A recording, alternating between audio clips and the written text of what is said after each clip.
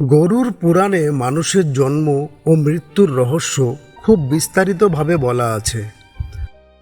আমাদের মনে প্রায় প্রশ্ন জাগে, মানুষ মৃত্যুর ঠিক আগে কিছু বলতে গিয়েও কেন বোবা হয়ে যায়।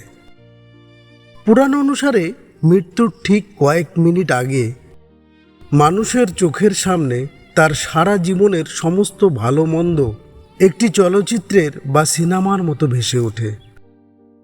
সে মাত্র কয়েক সেকেন্ডে তার শৈশব থেকে বার্ধক্য পর্যন্ত সব দেখতে পায়। ঠিক সেই সময়ে যমলোকের দুজন দূত বা যমদূত সেই ব্যক্তির আত্মার সামনে এসে দাঁড়ায়। যমদূতদের চেহারা সাধারণ মানুষের মতো নয়, অত্যন্ত ভয়ঙ্কর হয়।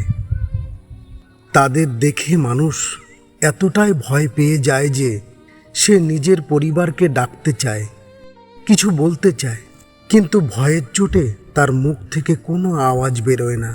তার শরীরের সমস্ত ইন্দ্র বা শক্তি যখন অচল হতে শুরু করে, লালা শুকিয়ে যায়, আর সে বোবা হয়ে শুধু এক দৃষ্টিতে তাকিয়ে থাকে। তারপর এক ঝটকায় শরীর থেকে প্রাণ বা আত্মা আলাদা হয়ে যায়।